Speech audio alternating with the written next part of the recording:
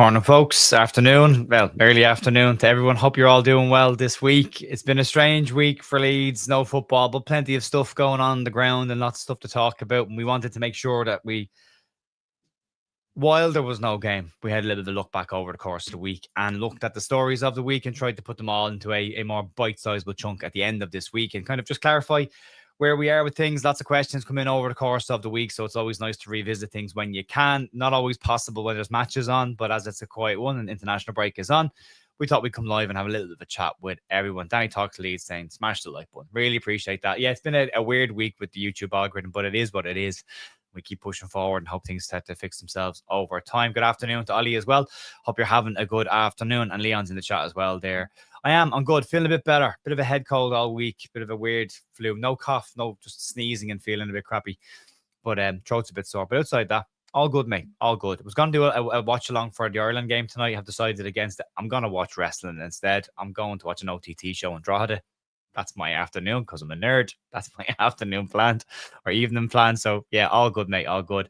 Andrew, good afternoon to you too. AJ, evening from Perth, Western Australia. Hope you're having a really good time, mate. That's my really bad attempt at an Australian accent. I visited Australia once, was in Sydney once. Of course, I was. I'm Irish. I went to Sydney.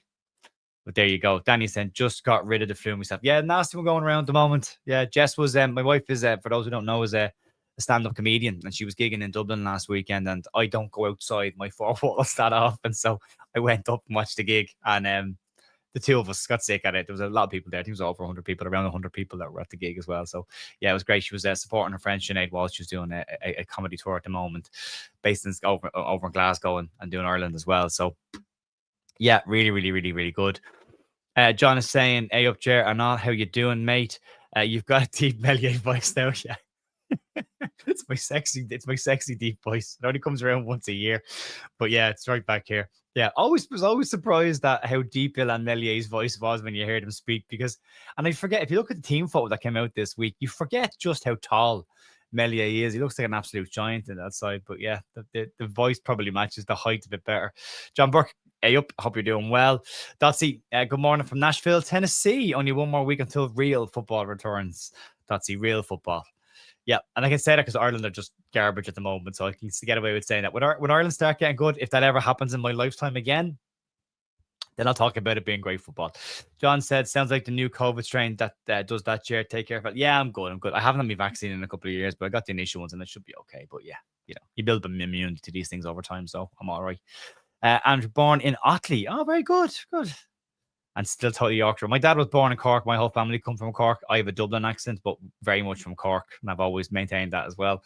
Clive, good evening from Shanghai. God, we're in from everywhere in the world today. Hope everyone is good. How's the cold, Jer? It's getting there. Bothers me more in the mornings than any other time, but outside I'm fine, man. I'm fine. Jerry English, hi from Brazil. Keep snorting that less. We are the Leeds view, massive. I love that, Jerry. Thanks. That's made me smile, man. Thanks for that.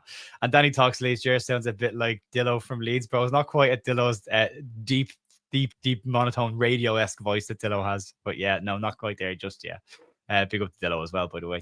Eric AJ said, no flu here, but I am at the in-laws this weekend. The same as the flu. I suppose it depends on whether you get on your in-laws or not, doesn't it? And Tony McMillix, hope I got that right. Ayo from Germany. Nice to catch you live. Good to see you live as well. And then Ian saying, really, Jared, that's where my family comes from. Yeah, I'm from Dillon's Cross. My family from Dillon's Cross. Was a pub in Dillon's Cross called Three Horseshoes Pub. We lived right next door to that. And we lived in Mayfield for a little bit as well before we moved to Dublin. So, and then Tala people in Dublin from that point on for 18 years before we moved to Navan, County Meath. So yeah, got around a bit. John Burke, think Wales played the international friendly with an eye on their real? I think so as well. It was interesting because we did the news during the week, and one of the pieces that I went looking for was around the performances of the players, and one or two of them labelled Joe Rodon as coming in for criticism. I watched the match and thought he was decent, and other people in the chat also called it out, saying he was very good. Statistics coming off the back of the game looked like he was Wales man of the match as well. So I'm not sure where the criticism has come from the smaller local parts of it, but yeah. Roman numerals 1959, very clever. That is clever. I like that a lot. That's good. Nice one. Right, will we crack on with some news then? Will we bring up the speed and where everything is? We'll stick up some stuff on the screen so we've got some talking points, so you're not looking at my big bald head for too long today. We'll throw this up and we'll get rid of that graphic. out of your way. You can put that one up instead. There we go. There we are.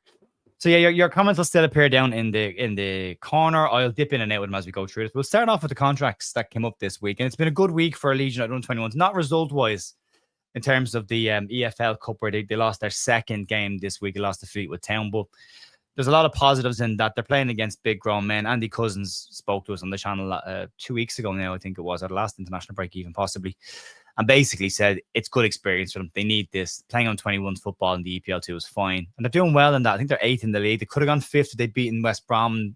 Very late equaliser from West Brom kept them where they were. But doing really well in that. They've been without a lot of players. Harry Gray's been injured for a while. Mahadi's situation is complicated. I'll give you some detail on that as well.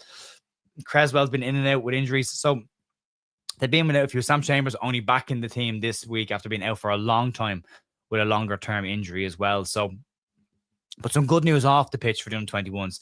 So Harry Gray turned 17 this week. And I know everyone's really keen about the contract situation there. At the beginning of the week, we covered it on Monday's news about the fact that Graham Bailey from the boot room had said that the sources that he has had told him that the deal for Harry Gray to sign his new contract, his first professional deal at Leeds, had all been agreed, done and dusted, no issues. And the club would announce it this week coming once he had turned 17 years of age, which he has. So people ask around the clarification on that. Why is he not signing a longer term deal? The maximum a 17-year-old can sign is 2 years. Leeds did this with Archie Gray as well. He signed a 2-year deal.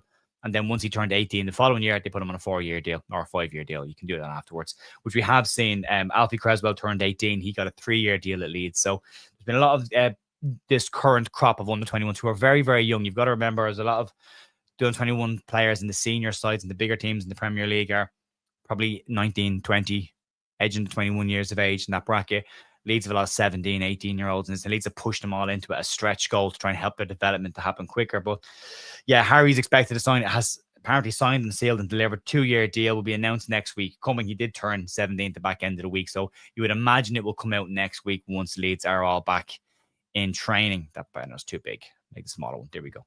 Yeah, so that's the situation with him. Louis Dudley on the right, who's been really, really good at right back for Leeds United so far this season, the under-21s. He was good last year as well. He only turned 17, and again, he was the under-21 side as a 16-year-old, which gives you some hope that these players will push forward and end up making the grade. Now, not everyone does, and I think the expectation is difficult. Some people have asked. Roger, who's a regular commenter on the channel, said last week, like, we're not producing a Wayne Rooney or a Ryan Giggs. And it's very difficult to do that. I think Leeds have produced plenty over the years. We haven't always been able to hold on to them. But I think the ambition in the club now matches the aspiration of a lot of these younger players that are coming through. And the sign of a really good academy is producing maybe one player every 2 years. And if you can do that, you're doing really, really well. You might produce the odd star. If Harry Gray goes on to be what people think he might be, you add that with Archie, there's 2 there that will go on to have really big careers. But there's a couple of little gems in the squad. Alfie Creswell is going through a positional change at the club at the moment. So what they're doing with him is they've moved him from centre back into centre mid, and he's been really, really good in there. He doesn't have the height of his brother or his dad, but he does have the physicality of them as well. So there's a couple of just on the fringes there could do it. Louis Dudley is one that Andy Cousins called out for a lot of praise, and he's one that he's keeping a close eye on. He's been very good. He thinks that he might have the steel to actually make it and push through in the next couple of years. And then the man in the middle, Dudley has signed a 2-year deal as well at the club, so his first professional deal. So in the space of a week, there's 2 pro deals done. Ollie Pickles signed his first pro deal last week, and Alfie Creswell signed a pro deal as well. So in that current crop, 4 of them have now signed professional deals. Mahadi signed his pro deal at the end of last season, the start of this year. So all very, very good. All really, really good stuff. So yeah, Mahadi then, slightly different situation. So we know he went out on loan to Scunthorpe on what they called a youth loan at the time. And what's interesting about that is the youth loan also allows you to play for your parent club as well. Now, Mahadi played for Scunthorpe, who had a goalkeeping crisis in the cup and was phenomenal. Had a fantastic game, was called out for huge praise when he went back to the dressing room. Their manager this week, I'll get the manager's name. I think his name is Davis, but I'll get you the exact name, so I'm not misquoting the man. But basically what he said was that he came back into the dressing room after the game to a standing ovation from the players, which they all thought, which was great for him, for that kind of experience that he gets at that stage. Scunthorpe manager, where's his name gone? Andy Butler. Yeah, Andy Butler. And basically what Andy said is it was a great debut. His distribution was class. When Rory came into the changing room, We gave him a standing ovation, which was brilliant for him.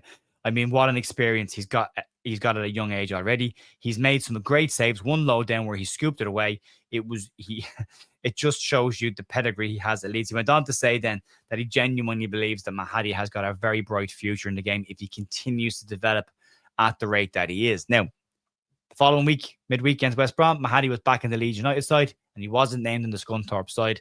And it appears, for all intents and purposes, that this was a one-game deal, essentially kind of an emergency loan. But they brought Mahadi in when they had both their keepers in injury and a suspension, brought him in. They would have had no goalkeeper without this, so they were delighted to get him in. And then once he comes into the side, he has a great game, but then goes back to Leeds. And Davis, the manager also pointed out, I'm forgetting his name already, Andy Butler, pointed out that playing regular for the under-21s is an important part of his development. Mahadi is 19, I believe, so he still has a lot of time ahead of him. He's currently on international duty with the Scottish under-21s as well, so he's got a lot of stuff going on right now. He's taking a bit of a jump in height as well. He's filling out all really, really good stuff. Something that Andy says, this man here to my left or your right, whichever way you're looking at it, Harry needs to do, he said, needs to fill out a little bit more, get a bit more physical, but a lot of really good stuff there. So at the moment, a lot of positive stuff in the under-21s. None of this is a guarantee that any of them will make it into the first team or will be breakthrough stars, and we definitely shouldn't be pushing them forward at this point. We should be letting them do their own thing and seeing how they go.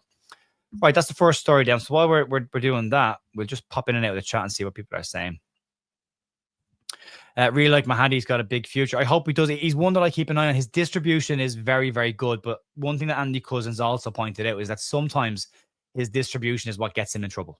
Sometimes he overestimates the ability of other people to get on the end of stuff, and it can cause them problems. So he's tidying it up. But for the most part, and that's a minor tweak. It's important that there's lessons there from. But more often than not, his distribution is fantastic. So it's a really big part to have, and keep an eye on him. Snarl Copper Ice saying, what's happened with Charlie Crew? Really interesting question. Good question. I genuinely can't tell you. For whatever reason, Charlie Crew hasn't been in Doncaster's last 2 League One squads. Now, they wanted him back. They had him last year at League Two. They wanted him back this year again at League One. Leeds wants him to have a step up. He's on international duty with the Wales under-21 squad. Usually when he goes out with Wales, he ends up training with the first team as well. So it's a strange situation, but he hasn't been part of Doncaster's last 2 squads. And I can't find out if there's an injury there or not. There doesn't appear to be anything listed right now for him. So League One's tough to get information on because not everybody covers it, so it's harder to do it. Danny's saying our best set of youngsters were the O'Leary. They were, yeah. And before that, Paul Hart's one, the likes of where we got Harry Kuehl, dare I say his name, Alan Smith, that group, Gary Kelly, that group of people, not Alan Smith, but Gary Kelly was in that group of players as well. It was Lowell came out of that team, the Paul Hart side that won the FA Youth Cup. And a lot of these 18s, the lads that are doing 21s this year, were the core group of Leeds 18s squad that got to the FA Youth Cup final 2 years ago, I think it was now, and got beaten by Manchester, a very overpowered and overstacked Manchester City squad. But yeah, at the moment, they look really, really good. Tony Gray brothers equal Charlton brothers, but both at Leeds. But let's hope they can both make it. 3-5-2 or 4-3-3 against Burnley. People ask this all the time. I'd love to see us Leeds go to a back 3. I think they're kind of already playing a hybrid 4-3-3, 3-4-3 kind of system at the moment. But managers don't change their systems mid-season. Fracca won't change the system. So as much as we like to see it, probably won't happen. Sven Mink, how do Leeds or any other club choose which lads stay at the under-21s and who goes out on loan? You obviously don't want to weaken your program, but also loaning the first team players out helps them. Now, good question. I asked Andy this as well in the interview that we did with him, and he doesn't know all the stuff, but he said basically what happens is first things first is a loaning club need to approach Leeds. So in this situation, Leeds had played Scunthorpe in the cup, and Mahadi had played really well in that game. Scunthorpe then had a situation where they were without a goalkeeper a couple of weeks later. Mahadi was clearly fresh in their mind. They go and approach Leeds United for Mahadi then. At that point, then Leeds will have a conversation with his agent and his team of people, his family likely as well, and the management of Leeds. And then he said between all of them, they come to a decision, well, does it make sense for him to go out on loan? And the big thing is going to be, is he going to get game time on loan? If he is, it could be beneficial to him. If he's not going to get game time, what's the point in sending him out on loan? So yeah, that's essentially that's the basics of it without knowing the finer inner workings of it and the detail there. But that's that situation. But yeah, it's decent. It's good. It is good. It's very positive stuff right now for the under-21 side. They've got some decent players there. We do watch alongs on bigup.com, that little logo down there in the corner. We cover most of their games this season as well. So it's a bit of a commentary for me and a bit of a chit chat with the regulars that come over and watch it. It's free to join that as well. There's no ads. We do a fantasy competition every Leeds Premier League game as well, where it's you pick 5 players between the 2 teams that are playing, and it's all for fun. So you can check that out. Go over to bigup.com, type in the Leeds View, you'll find us there, and then join, and you can follow us there. Mixie G, hello mate. Thanks for the legendary content. Well, thank you for watching, man. I really appreciate that as well. Makes sense. Thanks, Jer. MOT, Vietnam, Brazil, Argentina, global lads. We're global. Yeah. So there you go. So that's the 221 segment done. Let's move on to the next piece, and this relates to this never going away story. If you've got any questions on this, stick them in the chat. We did cover it on yesterday's news, but again, a couple of bits have popped up. To be very clear on this, so I'll give you that full detail.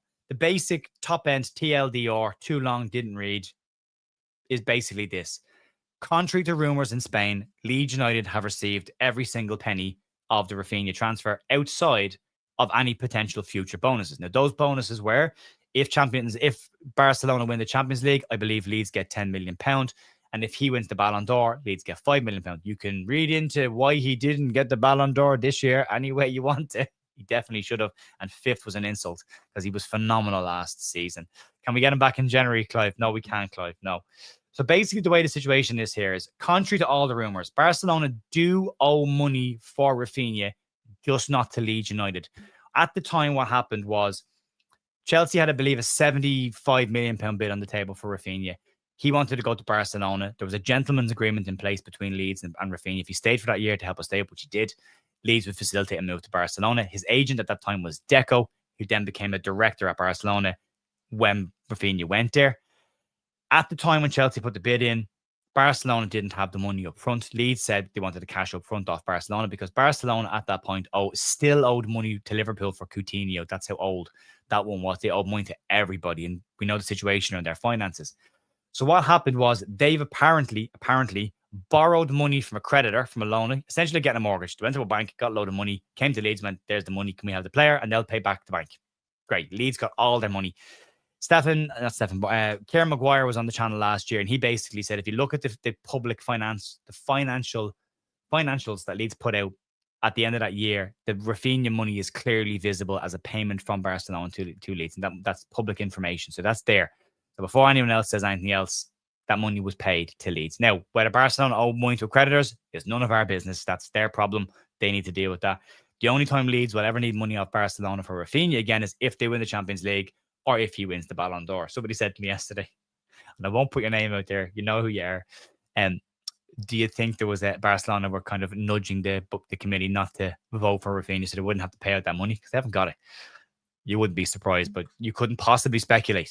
Rumor has it. So that's the situation around Raphinha. We don't owe any money on the player at this point. They don't owe us any money on this anymore.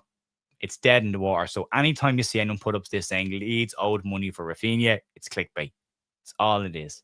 We've covered it 3 times, I think now. YP also looked into it again this week. Went back to last year's stuff, and they basically came out with the exact same result. Leeds aren't owed any money. Any sell-on clauses? I don't believe so because Leeds got the cash up front, and I don't believe you can do that with a cash up front deal. That's what I believe to be the case, but I'm not 100% sure. Andy, at school, we have late development, early world beaters get overpowered by late development. Yeah, I was one of them. I said this before. I 13, 14, 15, I couldn't get a game for the teams I played for. 16, I signed for Shamrock Rovers in Dublin. You know, things can change very, very quickly. I developed 17, 18, 19 were my best years as a youth player, and then my mid-20s as a senior player. People develop at different stages. I knew lads that were 14, 15 who were going to England and were phenomenal. So then stayed at that stage. Never really got any better when they came back. So yeah, it's never linear, mate. It's never linear. Can we have them back in January? No, we answer that. We can't, unfortunately. Danny, people keep saying that we're owed money, but I keep telling them it's only bonuses, and they're only if they're hit. Only if they're hit. Helen, absolute travesty. Rafa didn't win. 100%, Helen. 100% he should have won it. He was the best player in Europe last year. End of the story. End of discussion.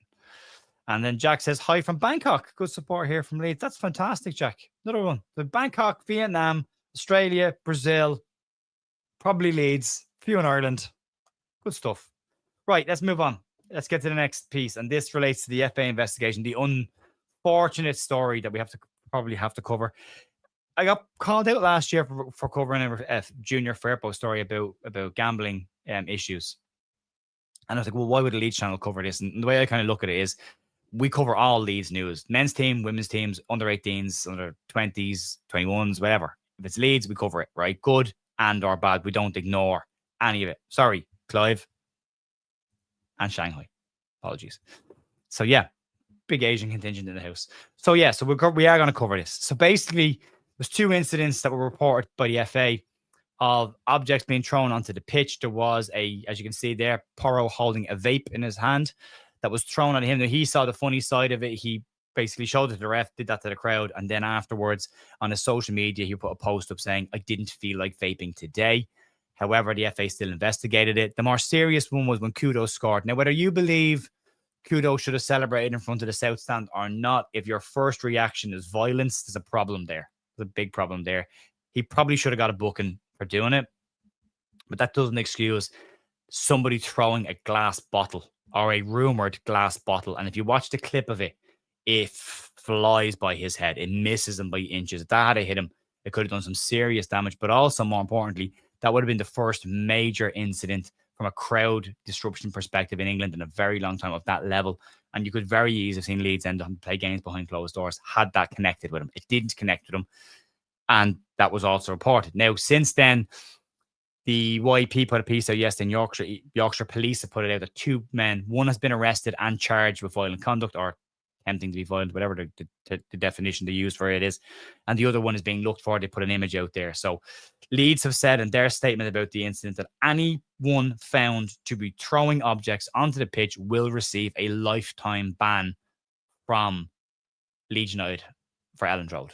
End the story. So there's been a couple of bits. There was one at the start of the season as well. I think the Everton game as well. There was something, you could see something being thrown onto the pitch. That needs to kind of just stop. It's creeping back in and needs to go away. I get that everyone's angry at the moment. The whole world is angry right now.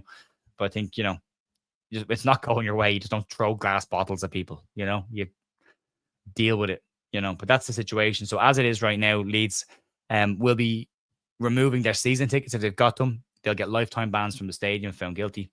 End the story. And there'd be criminal charges against both men as well. So, don't go to football and come home with a criminal record. Go to football and enjoy yourself. And if it doesn't go away, get pissed off in the car, but mind yourself, Emmett says, let's get rid of Borneo in January. It'd be interesting to see what happens with a couple of them. We'll get to the transfers now in a couple of seconds because there will have to be some form of exits in the summer. And he said, I thought the yardstick for Ballon d'Or was usually the European Cup winners chosen.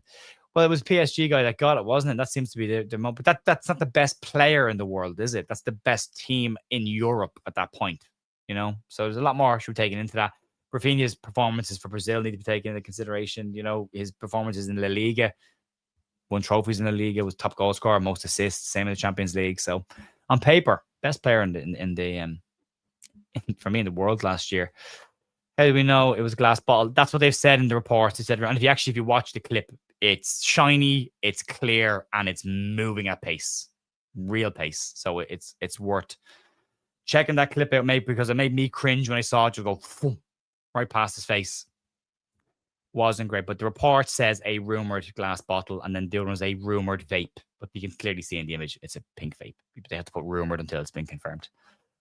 Danny says, how have they got a glass bottle? I don't know. And again, it's rumored glass bottle. Maybe it wasn't a glass bottle. Maybe it was something like this. Maybe it was a big plastic bottle. I don't know. But it was, for an empty thing, it was moving very quickly.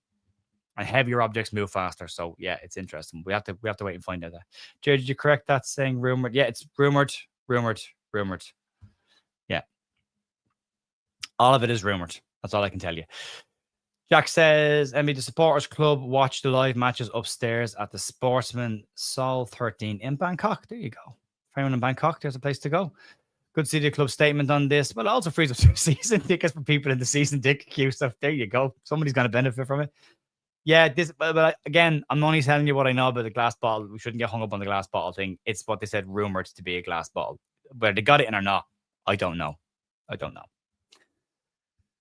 As soon as Perry is fit, does he start for you? I think he does. Yeah, I think he probably comes straight back into the side. I don't think you spend the kind of money they spent on him and not put him there. So, yeah. Danny says no, though. Okay. Whatever it was, Don't chuck stuff at people. Exactly. That's the moral of the story. Whatever it is, don't chuck things at people. You know? I'm 5 minutes behind, so I'll say big up from Iceland. Thanks, Einer. How you doing, mate? You'll see this for 5 minutes. Fingerprints on the bottle, unless it's smashed. Well, they have a video of him. They've got his face, and they've actually put it out in the Yorkshire Evening Post. They're looking for him. I think they might have actually already gotten to the person, but there is an image of him in the press already. So it's out there. It's out there. Michael's never took the vaccine, never had COVID-19. I did take the vaccine. I'm not an anti-vaxxer. I'm not a conspiracy theorist. I'm not saying that you are, Michael, but I took the vaccine. I've had no issues with it at all. I didn't take it for the last 2 years because I've got an immunity at this stage. So I'll crack on. But I did take the initial ones because I didn't want to be killed. And that's just the way that was. But I'm not getting into that. We don't do politics on this channel, so we'll try and keep it out of it. Clive saying, I watched the match in the 80s on YouTube the other day. Crikey, the aggro during the early 80s was wild. Don't need to go back there. Well, everyone's as angry as they were in the 80s. I'm not sure they have as much reason to be angry, but they are. Everyone's angry in the whole world right now. So it is what it is. We're moving on. We're not getting into this kind of stuff. But yeah, I appreciate it. Right, next thing. Let's talk about transfers. So these are the three major talking points this week. So there is reports that Leeds will look to do at least one piece of business in the summer. There will be exits needed if that is to happen. But there's conflicting stories on this. They're not all necessarily relatively credible outlets that have put these stories out, but they have come out. The first one, the man on the left-hand side, is a man called Marlon Gomez. He's an attacking midfielder. He's 21 years of age. He's represented Brazil at every single youth level, is seen as a high-level prospect for the future. Players that currently left Vasco da Gama in Brazil and moved to Shakhtar Donetsk and is there currently and could be moving soon. They've slapped a £30 million price tag on his head. If he is to go anywhere, then they want £30 million from him. Then he can go with their blessing. But he's an attacking midfielder. He's not necessarily what Leeds are looking for on that right-hand side, which is a creative attacking player, which possibly Wilson, to some level, ticks that box. It's not the player I would like, but I can see some areas that he ticks boxes in. But Gomez was linked by Sports Boom. Again, not overly credible, but it is an interesting link because the man beside him, Pellegrini, is also an attacking midfielder. Unless Leeds are looking at a slight back to a 4-2-3-1 shift for the second half of the season, I don't know whether they're looking at the shape and system going, they want a different option if they need to change things up a little bit. But that'll be interesting to see. So Gomez is the first one. Lorenzo Pellegrini, he's over 30, so which means to me, going by the Leeds United box-ticking recruitment form, which is under 28 years of age, final year of your contract, over 6 foot in height. He doesn't tick all those boxes, but he can go. Roma said he's free to leave. He's in his 30s, experience 31, I think he is. Good player, very good player, Lorenzo Pellegrini. Best year is probably behind him, but could he do a job for Leeds United in attacking midfield situation? Very, very possibly. Very, very possibly. But he's been named for a couple of weeks now as a potential one Leeds are keeping an eye on. The other man to the left-hand side, Harry Wilson. So this has been, Leeds want him. Fulham are saying he's staying. Silva says he's guaranteed to sign a new contract. As it stands right now, he still hasn't signed that new contract. There's a lot of rumors. According to Sky Sports, they're saying that Harry Wilson is possibly going to go to Leeds in January, that Leeds still want him. I would take that with a sizable enough pinch of salt on this one. We'll see where we go, but he is still being linked with the club. He is still being mentioned, and that is that situation there. Before we get into the last one, we'll just run through the last set of comments. Don't forget the like button. Appreciate that. Thanks very much. And the stroke coming for Bill. I think that if Braga was looking for a reason, he's got 90 minutes under his belt yesterday for Slovenia. Bial, he was bought as a first choice centre back. I like Pascal Stroke. My only issue with him is he doesn't engage players early enough. He backs off too often. But that's an old school issue with him. So, but outside of that, he's been very, very good for Leeds, and he's in the side on merit. He's in the side on form. He hasn't done anything to deserve being dropped. He didn't have a great game at the weekend. He wasn't great against Arsenal. I think that possibly with the international break gives Daniel Farke an opportunity to get Bial up to speed by playing 2 games for Slovenia, get the minutes under his belt, and then come back and go to the starting lineup for Leeds. So I think if there was going to be changes, I think it's Perry and Bial, assuming everyone's fit coming back. But we'll have to remember, we have to see what happens there. Right. Chewy, there's a YouTube channel that is posting a series called Leeds United, The Wilderness Years, and some of the stuff that, there's a lot of good. Leeds United Cinema is really, if you're a new enough fan to Leeds United, you want to know the history, Leeds United Cinema is brilliant. They do some little documentary style videos, and they're very, very good, and I highly, highly recommend you going and checking that one out. Sven is saying, if we could sell Pirro, Mez, and Nanto to Saudi clubs, that you think we could get about £60 million could really bolster our side of higher talent. Yeah, we could, and also gets the PSR monkey off the back a little bit. There is a story going on this morning that Leeds are right now stuck on PSR. Unless they sell somebody before June, Leeds can't do any more business. But there's also an interesting story around Sunderland. We know what they spent in the summer, but now, according to reports, Sunderland will have to sell in January to balance their PSR, or else they're going to breach it. So they've gone hard in the summer to get, the points on the board early, which they've kind of done them, 11 points, 3 points ahead of Leeds. But yeah, I have to revisit that. Nanto to Saudi side is BS. He wants to play in the World Cup in 26 with or without us. But he's currently not in the Italian side. He's in the under-21s. And I wouldn't say it's complete bullshit. Not completely. There's definitely an element of it in there. But I wouldn't say it's 100% BS. And there's always been interest in him as well. Andy says, scapegoat versus Bial, Perry versus... Are we calling Stroke a scapegoat? I don't think he's a scapegoat. I just think he's had a poor match by his own standards. And that is by his own standards, which tells you where his standards are. And I think there's possibly an opportunity for Farke to bring in the player he did bring in to be a first choice centre back. So we'll have to see. Clive, when Nanto is fit and injury free, he could be chomping at a bit to get back. Oh, I mean, I think we're talking about the right hand side. If Nanto's fit coming out of this international break, I think he goes right in on the right hand side. Take Brendan out. Brendan was an unused sub for the USA last night. All that travel for no football is just bizarre. He might play on Tuesday night, but then he's only got a couple of hours of a turnaround before he has to get ready for Burnley. Like him and Tanaka are really stuck on this international break. I think they've got 1 day between travel days of rest time to get back to being on the right time zone. So it'll be interesting one. So if Nanto is fit, and Farke said he might be, he could go straight back into that starting 11 on the right hand side, which would be interesting. How is Spurtjan going? Good question. He was flying at the start of the season. I'll get you his data. Give me 2 seconds and we'll have a look at Edward Spurtjan, because he is still being linked with Leeds United. So it's worth seeing how he's getting on. Edward Spurtjan. All right, we'll put him on screen.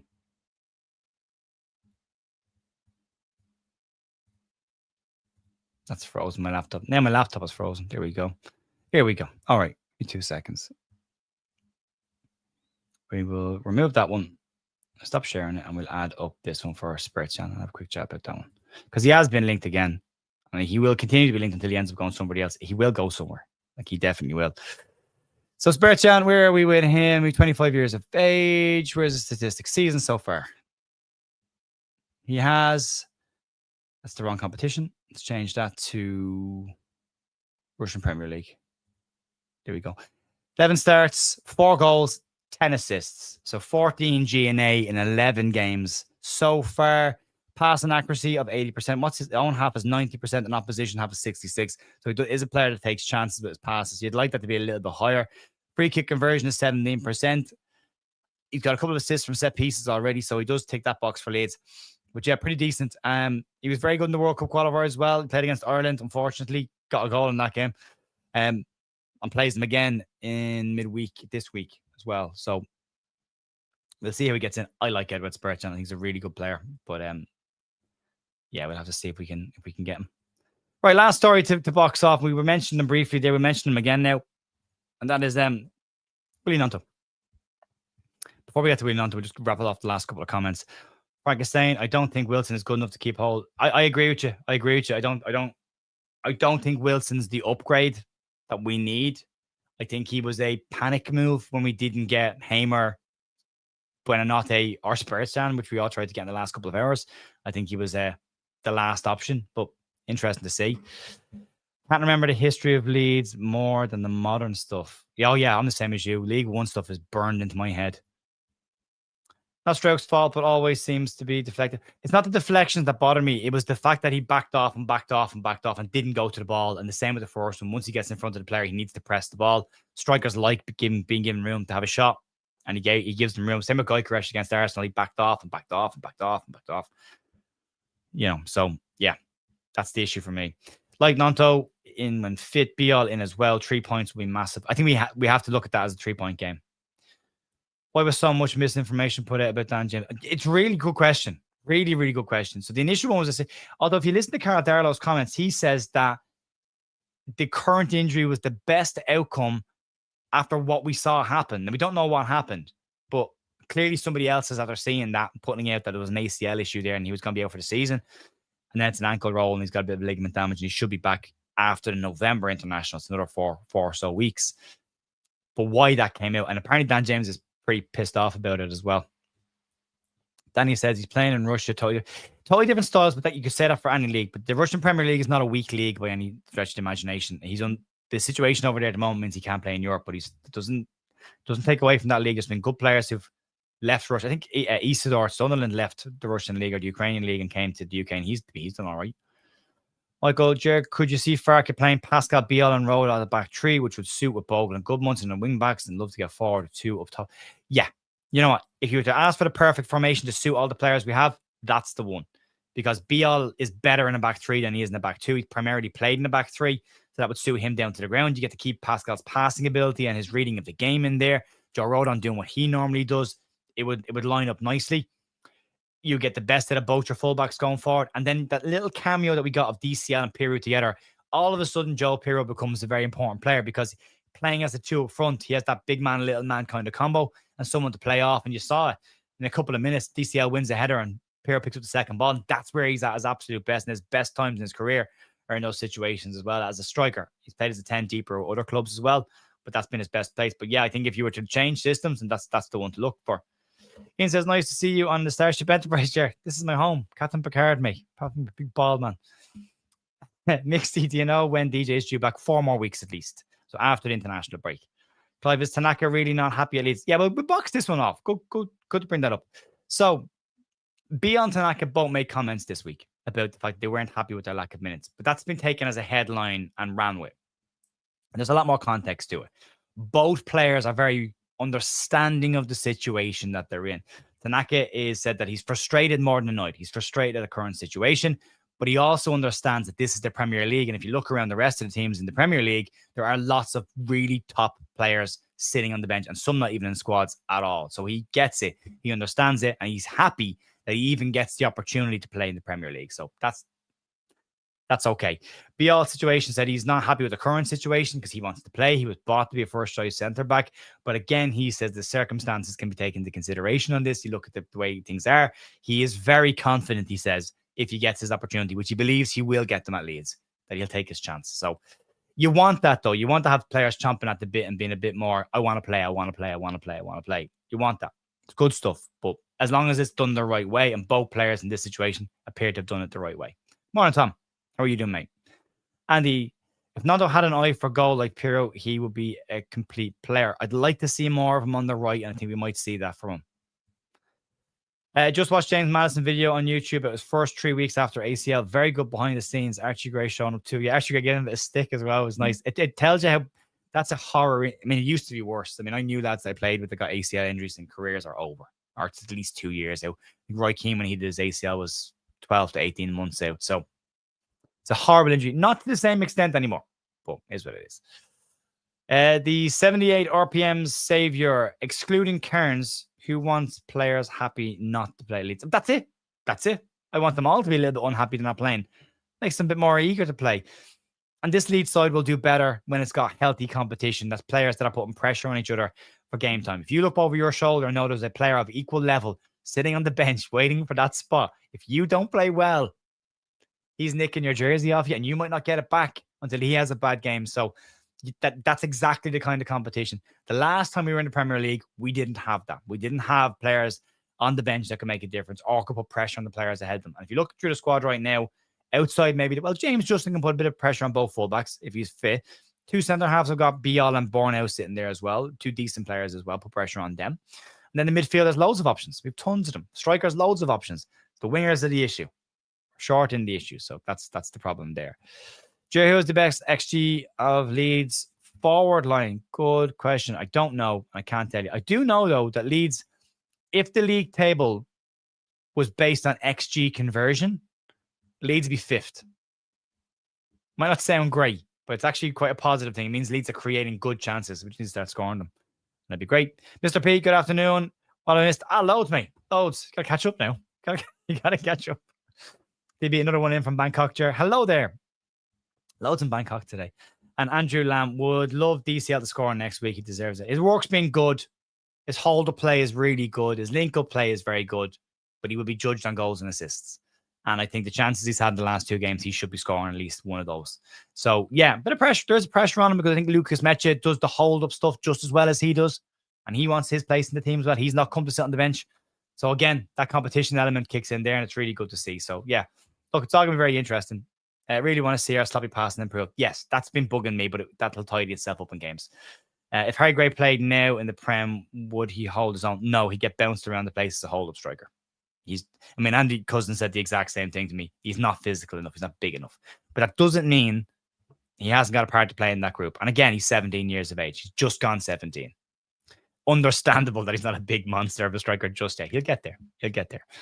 Right, folks, I'm about to start sneezing, so we're going to wrap this up, and I'm going to go back to bed, hoping to convert chances over the next 2 months before December. Yep, and I hate the international breaks. Right there with you, Chris. Right, folks, we wrap it up there. Thanks for joining me this morning. Really, really appreciate it. You can check out yesterday's news as well for more detail on some of the stories that we've covered today. Outside of that, back on Monday morning for more Leeds news. If you want to check us out on bigupwecan't.com, you can. And also, you can vote for us in the Football Content Awards, which, by the way, are on that QR code up there. Voting on this closes tomorrow. So if you want to see us be in the shortlist and at the final at Elland Road for the Football Content Awards, scan that code. We're nominated 2 brackets. The best podcast in the Premier League drop down. It's labeled as the Leeds United view, but you know who we are. And then best club content creator Premier League section, we're there as well. So you can check all that out there. Thank you to absolutely everybody who has joined in this morning. I'm just going to flash your comments up real quick before we wrap up so everyone gets seen. Appreciate you. Thanks very much for sticking with us through the trickier time over the last couple of weeks. And I'll be back on Monday morning for proper news. Talk to you then. See you.